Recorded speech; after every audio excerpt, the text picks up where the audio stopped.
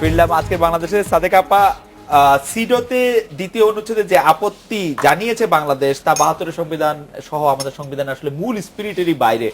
সেটি কেন হচ্ছে বা সেটি কেন তার থেকে ইয়া করা যাচ্ছে না? আসলে দেখেন, সিডোর শুধু নয়, আপনি যদি অন্যান্য কিছু আন্তর্জাতিক আইনও দেখেন, যেমন আদিবাসীদের ক্ষেত্রে ILO 107 বাংলাদেশ সরকার রাটিফাই করেছে 1972-এ, কিন্তু 169 2009-10-এর দিকে প্রধানমন্ত্রী বলেছিলেন যে 169টাকে রাটিফাই করা হবে, নেপালে করা হয়েছে, যেটা কিনা আসলে আদিবাসীদের ভূমির উপর অধিকারটা প্রতিষ্ঠা করে। এবং এই বিষয়গুলো থেকে যেমন সিডোর যে বিষয়টা, সেটা আমি অনেক সময় প্যারালালি না দেখলেও এই মানে এই সমস্যাটাকে, সেটা একটা রাজনৈতিক সদিচ্ছার বিষয়। এবং আমাদের দেশে এখন যে বাস্তবতায় আমরা চলে গেছি, দেশটি এমনভাবে বিভাজিত হয়ে গেছে মুক্তিযুদ্ধের পক্ষে এবং বিপক্ষে, যেখানে কোনো কোনো ক্ষেত্রে ধর্মকে এনে রাজনীতি করা হচ্ছে।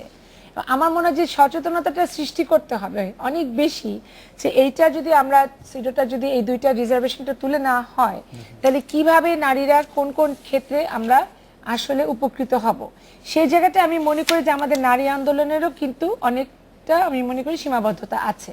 সবকিছু যদি সরকারের উপর ছেড়ে দিব তা না, আমাদের একটা শ্যাডো রিপোর্টও যায় সিডোর উপরে, যে কি কি হচ্ছে না হচ্ছে, কি ধরনের সহিংসতা হচ্ছে, একটা মানে ক্রস চেক করা, একটা ওয়াচডগের রোল প্লে করে কিছু কিছু নারী সংগঠন। তো তারাও কিন্তু আপনার এই জায়গায় কাজটা করে যাচ্ছে। তবে আমি সবশেষে যে বলবো যে আসলে আমাদের ওরকম একটা পরিবেশ দরকার, যে বাস্তবতা এখন আমরা আছি, এটা করে আমার মনে হয় যে আমরা অন্যদিকে চলে যেতে পারি। তবে আমি যেটা বলেছেন খালিকুজ্জামান ভাই, যে সংস্কারের কথাগুলো বলেছেন, সেই সংস্কারগুলো তো আমাদের হয়েছে, কিন্তু আপনি যে 16 বছর যে বিষয়টি এসছে, এটা যেটা আপা বলছিলেন যে আমাদের পারিবারিক আইন যেটা মুসলিম আইন, সেখানে যদি ছেলে মেয়েদেরকে বাবা মা বিয়ে দেয় 16 বছরে, আদালত যদি মনে করে এটা ঠিক আছে, তাহলে সেটা সরকার বলছে যে এই বিয়েটা ঠিক, কিন্তু এটা আমি মনে করি অত্যন্ত বিপজ্জনক অবস্থায় নিয়ে যাবে।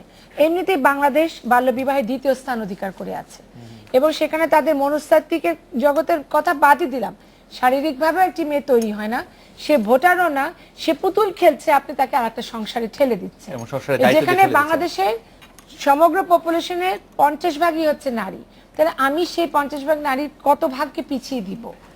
আমেনা আপা, এই যে কঠোর আইনের চেয়ে বা কঠোর আইনের পাশাপাশি সাংস্কৃতিক বা মাঠের প্রচার ধর্মী প্রতিরোধ এইসব অধিকারগুলি পাওয়ার জন্য আপনি কতটা জরুরি মনে করছেন, এবং ক্ষেত্রে বাধাটাও কি, আপনি যদি 1 মিনিটে বলতেন। আমি তার আগে একটা শুধু কথা বলবো, দেখেন 16 বছরটা করে না গভর্নমেন্ট আরেকটা প্রবলেমে পড়ে গেছে, কারণ আন্তর্জাতিক আইন হিসাবে তো আপনি 18 বছর পর্যন্ত শিশু, তাই না? আমি যখন 16 বছর করে দিলাম, তখন কিন্তু আমি একদম বাল্যবিবাহে ফেরত গেলাম। সেটা আমাকে একটা মাথায় রাখতে হবে, এই কন্ট্রাডিকশনটা আমরা পিছিয়ে গেলাম। আমি দেখেন, এটা তো রাজনৈতিকভাবে এটাকে মোকাবেলা করতে হবে। আমি সাদিকার সাথে একেবারেই একমত যে এখানে যে ব্যাপারটা আছে আমরা করতে পারছি না, এটা একটা রাজনৈতিক সমস্যা, এবং আমাদেরকে একটা ইলেকটোরেট ফেস করতে হবে, সেটা একটা মাথায় আছে। এবং যেভাবে ওয়াহাবি ইসলাম বাংলাদেশে এসে গেছে, সেটা আরো জটিল করে ফেলেছে।